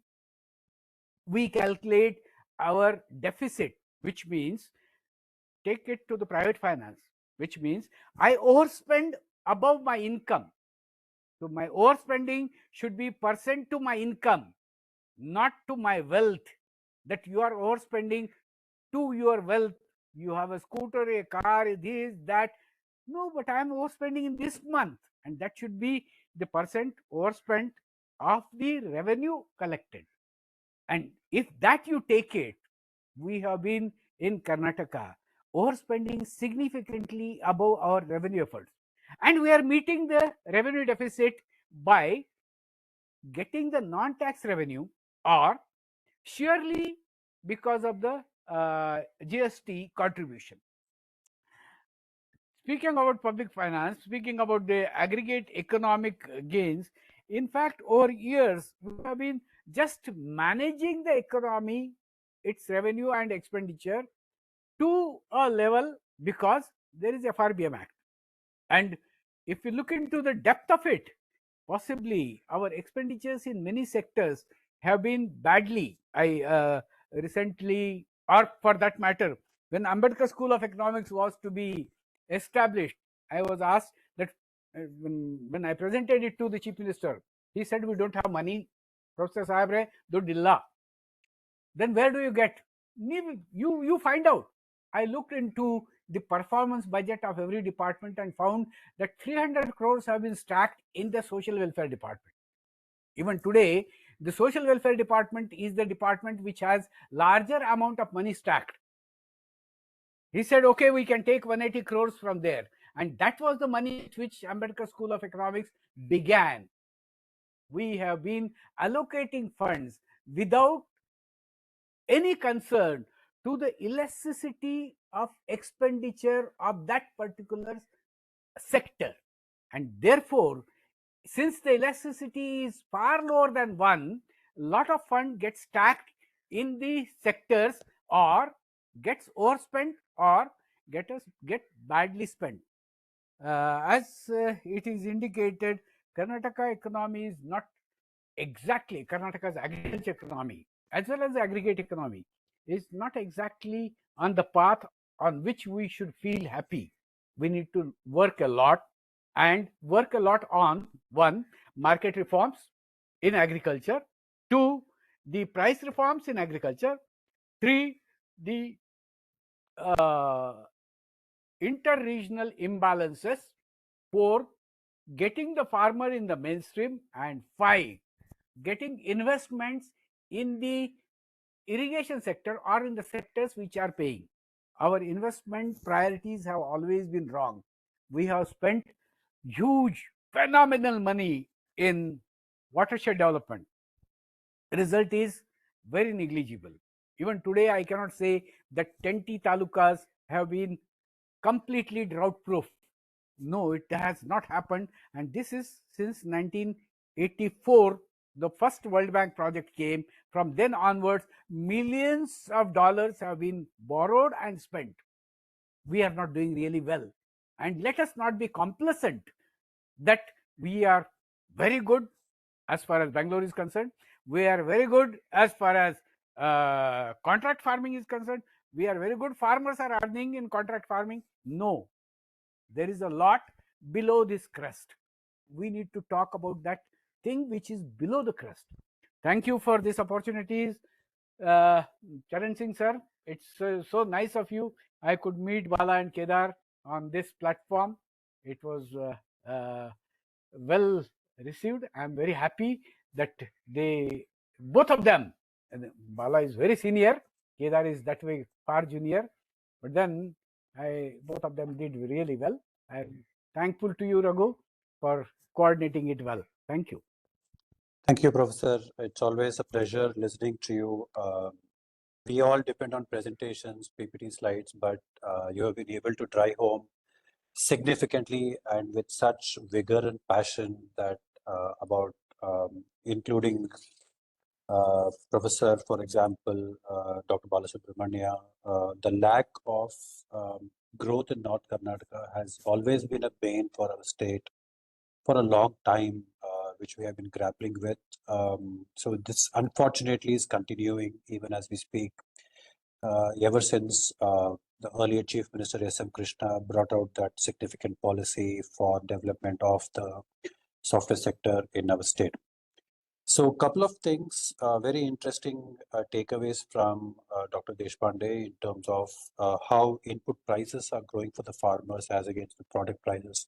So very, very important takeaway in terms of it. This comes from extremely deep research, what Sir has done in terms of it from the past few decades itself, right? So that is a very interesting thing. And thankfully, unlike the last year, 23-24, where there was drought in our state, hopefully, touch wood, we have good, bountiful rainfall this season for the Kharif crop, which is we are going through, and then for the Rabi as well, hopefully we should be doing so that we can turn around the last year problems during this year. So thank you, sir. Thank you for that insightful thing. And Dr. Kedar, Dr. Deshpande has come out strongly against, for example, the contract farming, right? So yesterday also we had a discussion somehow from the organization where we work, contract farming, we have a divided view as that, and also as we speak now, we have a divided house on the contract farming as well. So would you want to share your perspective on what Dr. Deshpande talked about the contract farming and how, for example, perspective to that, sir, Dr. Vishnu? Yeah, thank you, Raghu sir. As rightly sir has pointed out, I think as I mentioned in my slide, the benefit has just reached to, let's say, around 10%, even though there is no exact statistic of a contract farming. We don't get proper statistic. I agree with him, because there are one major problem which also I face during my field. I think someone has asked the question as well in the chat box. Whenever we fix the price prior to the production, I think we fix based on, nothing. Like we just fix 20 rupees per kg. But the major question comes when the market prices are very lower. Let's say the market prices are 10 rupees per kg, then how the contract farming will operate? That is something which is a little problematic for Karnataka, because not in a Karnataka, everywhere. So that is a little failure, because if at all the company has to pay them 20 rupees when the market prices are lower, then it's a little difficult. So the companies are doing extraordinary provided they are targeting export. So the company who, for example, Lambda Refresh, they have exported to Chile. So they are able to do good. So again, I absolutely agree that the extent is very limited and there are a lot of drawbacks. So I took this as a just case, like probably, even though it's a 7-8%, because there is little hope. Of course, it is mostly benefiting the large farmer, but then there is a little hope. And I thought looking from that. But then there are a lot of things, of course, sir has significantly contributed in a contract farming. As well as in agriculture. So it's always good to listen to sir. So I agree with him. Only a concern is, of course, unless until we come up with some proper mechanism, I think this still we have a lot of things which are not clear. So I think that's what my perceptions are. And it is always learning from, sir. Sure. Thank you, Dr. Vishnu. I would like to, if I can bring in Dr. Subrahmanya into the discussion, and we've been talking about high-end manufacturing in terms of semiconductor. We have a lot of electronics, hardware manufacturing, which is growing significantly. Apple is there, Samsung is there, and then we are talking about semiconductor fabs as well. As we're speaking now, Foxconn, for example, is looking at Karnataka, Gujarat, Tamil Nadu as well. So that is one which the government of India is also focusing on developing digital manufacturing capabilities in various states. And the second thing is the growth of EV industry in the state as well. Do you think these two will bring about a change in how Karnataka state is looking at the manufacturing sector, sir, in that perspective? Yeah, the first one, definitely it will transform the industrial sector of Karnataka further. But I am not really sure whether industrial contribution to the state domestic product will result in a significant increase. I'm not really sure. And as far as the industrial dispersal is concerned, yes, the latest industrial policy also has proposed to promote different clusters in different regions, particularly in North Karnataka. Now, if these clusters really come up, there will be some kind of an industrial development in a dispersed manner. But time alone will tell. I'm not really sure. Thank you, sir. We would now request if there's any participants have any questions to the panel. The one question which came from Dr. Soni, I think Dr. Kedar, you have addressed that.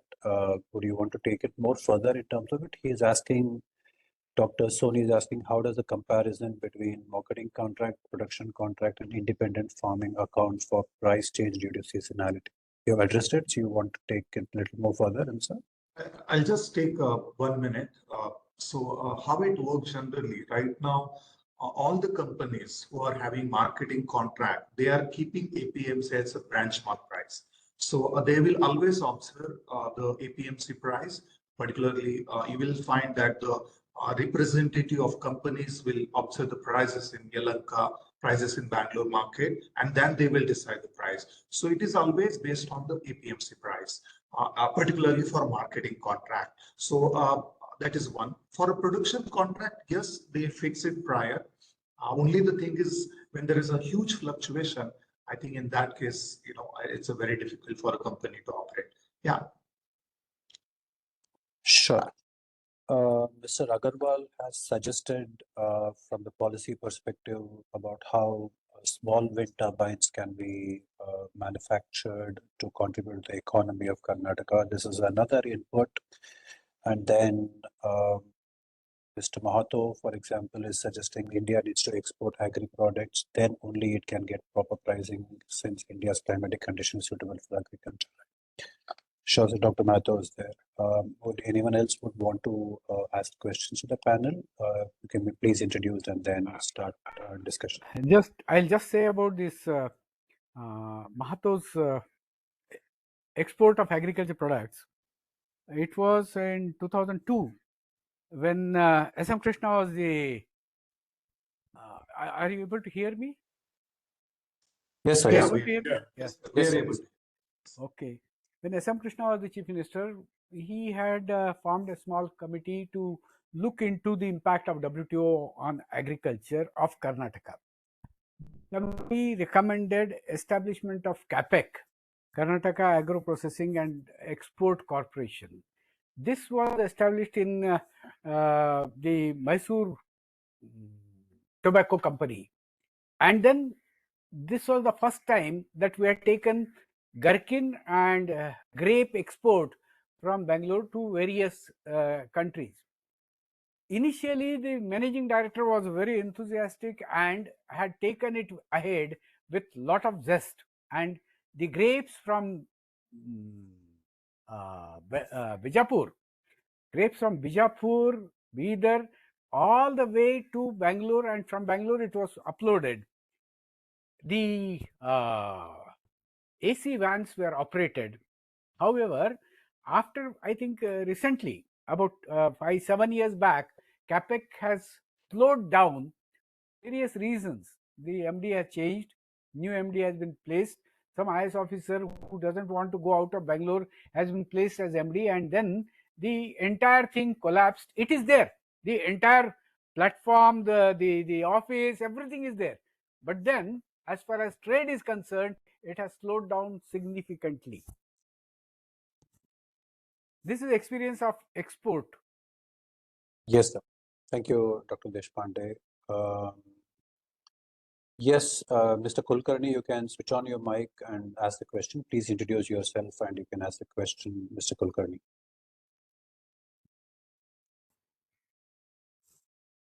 Yeah, good evening, everyone. So I'm Ganesh, and I'm from Mahi Bengaluru. I'm from of Kedar, sir. So it was a very wealthy conversation that I heard regarding the contract farming and other stuff. So my basic question is regarding gig economy. So if I could just, if the panelists could just shed light on the significance and the concerns regarding the gig economy, and we also know there was this discussion regarding the bill of concerning the security and other related stuff to the gig workers in Bengaluru especially. So if the panelists could just brief on the significance and concerns relating to gig workers or gig economy in Karnataka. So that's my basic concern or question. Thank you. Thank you, Ganesh. Mr. Subrahmanya, Dr. Subrahmanya, would you want to take that question on the gig economy, sir? No, I have not done much work on that. Okay, sure. It's not Professor Kedar? Yeah, I have also not worked on that, but then I think these are very temporary employment created by the service sector. Because if you look at now, a lot of apps actually are coming up with free deliveries and all. Even in agriculture, you will see like there are particularly Blinkit, Big Basket, Geoma. Now they are coming up, so they have set up some kind of target.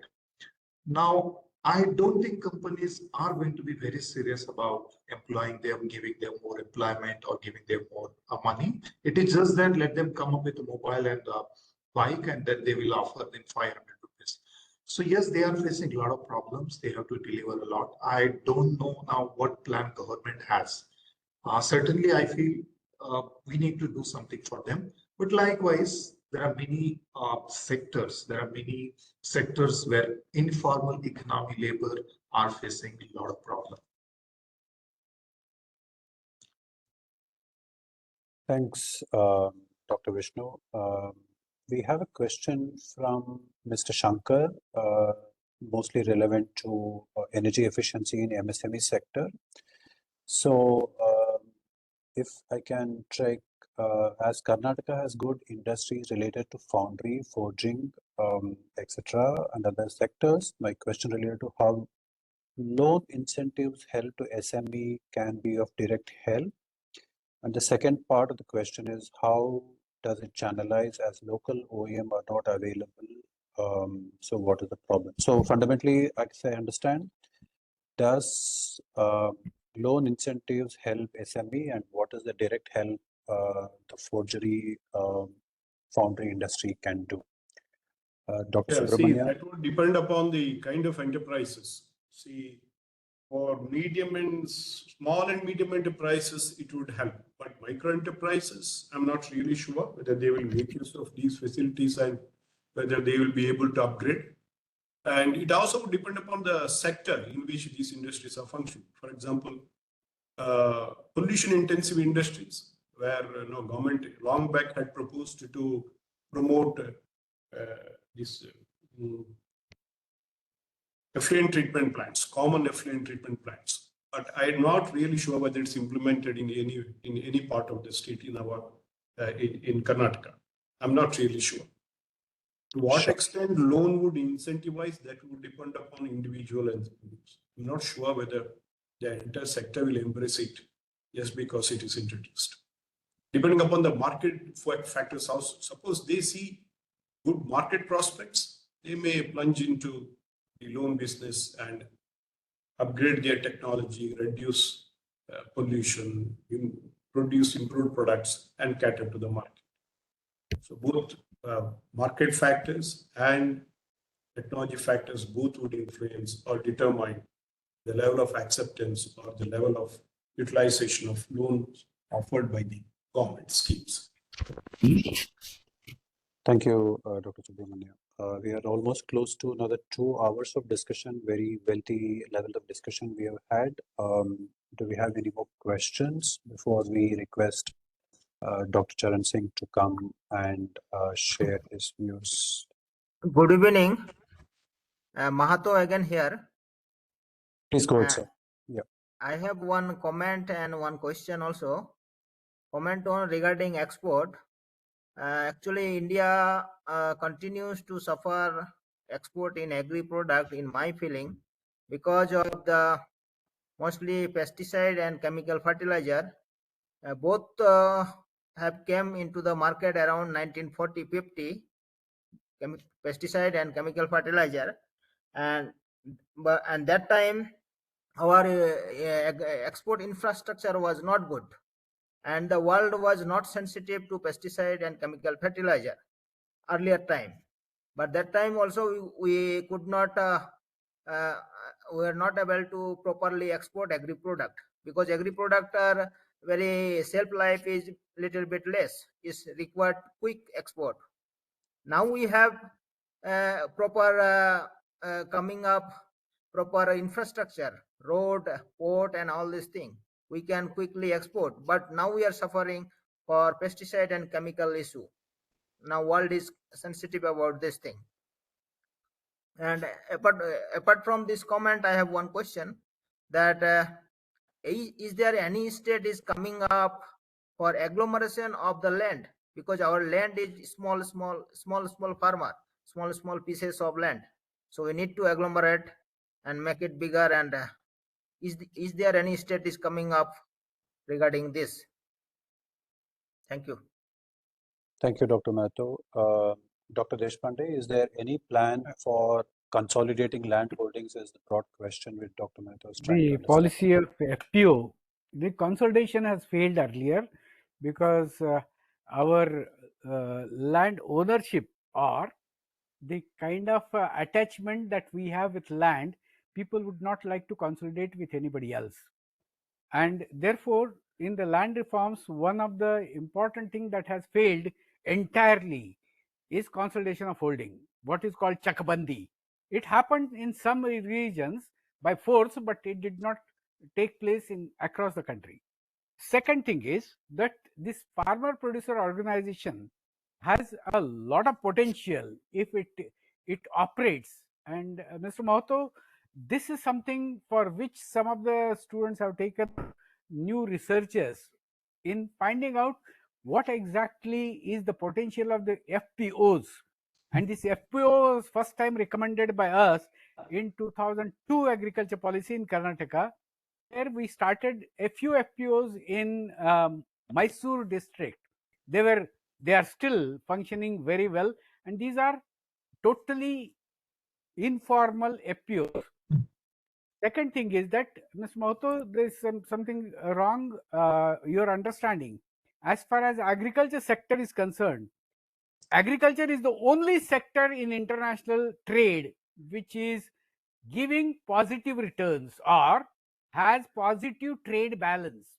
Our entire negative trade balance comes from manufacturing and comes from services sector. So we need to step up agriculture export. Yes, there are the phytosanitary and sanitary problems, but then the agriculture processing sector needs to go ahead in order to enhance the agricultural exports. Thank you, Professor Thank you. Deshpande. Thank you, Dr. Deshpande. So, any more questions? Okay. Hello. Yes, sir. I am S.C. Agarwal. Please go ahead, sir. My question is that why not small wind turbines are being used to generate electricity in farmhouses or in industrial units, so that wind energy can be used for agricultural and industrial purposes. Small wind turbines are being manufactured only in Bangalore, and they are 100% indigenous, but these are manufactured only in a tiny small sector. So why not our learned panelists take up this issue with the government, government of Karnataka, to promote small wind turbines which are being manufactured in Bangalore itself. Thank you, That's all. Doctor. Professor Deshpande, would you want to address that, sir? It certainly is a good innovation, but then the cost-wise, presently the solar energy, which has been promoted by the central government and has been given significant amount of subsidy, is a far better alternative for maintenance, because turbine maintenance is a little bit technical issue, whereas solar panel maintenance is not that difficult issue. Certainly there is wind energy is one of the important energy, but this is not for Bangalore, but certainly for North Karnataka, where wind is abundant available. And Suzlon has a large number of installations in North Karnataka. If you go into Raichur, if you go into Bijapur, there is a lot of it. And Mr. Chetan Chintalkar, when I talked about the positive trade balance, it was not simply for Karnataka, it was aggregate India. Sure. Thank you, sir. Professor Subrahmanya, you would want to add to it? See, wind energy can be generated only in locations, certain locations. That's why if we go from Bangalore to, say, Hubli Drive, we see a lot of wind turbines there, erected Chitradurga, that area, Chitradurga, Davangere, that area. But I don't think South Karnataka is suited for wind energy generation. I'm not really sure. I'm not an expert on energy, but these are my observations. Sure. Thank you, sir. Any other questions from the house? Okay, so as we are almost close to 2 hours, on my behalf, I would like to thank Dr. Deshpande sir, Dr. Subrahmanya sir, and my good friend, Dr. Vishnu sir as well. So we have been meeting such a short time, but we become good friends. Dr. Vishnu sir, it's an honor to work with you in Manipal as well. Right? So I would not request Dr. Charan Singh to come on board to have a wrap on the proceedings, please. Yeah. I must thank all of you for such an excellent discussion. Absolutely sterling. Professor Deshpande, who has brought in such richness to the discussion. And rightly so, sir. Your two students are really very able students of yours. They've proven you are a great guru, a great teacher. And I could see from their presentations, their discussions, how deep they have thought through the subject. So I must thank each one of you, the panelists, the guru, his two students, and of course you, Raghu, the moderator, who has done it so well. Next week, we continue our journey. We are going to discuss Haryana, and exactly in the same vein as we did Karnataka today and Telangana last Friday. Must mention again, on September 11, we are doing a discussion on evaluating or economic implications crime against women. I would invite all of you the same time, 4 to 4:30 Karnataka, and on September 11 on women issues. With this, I would also like to thank the participants who have asked such valid questions, enriched our discussion. We will have the presentation on our website tomorrow by about noon. You are welcome to see it, use it, and share with others, as I do always once the recording is available. So once again, let me thank each one of you. We have had a rich discussion, a lengthy discussion, but I thought it was a very relevant discussion till the end. The questions from the participants, the responses from the panelists, each one extremely good and very rich. With that, let me thank you all once again. Enjoy a great weekend. and I look forward to seeing you next week. Thank you.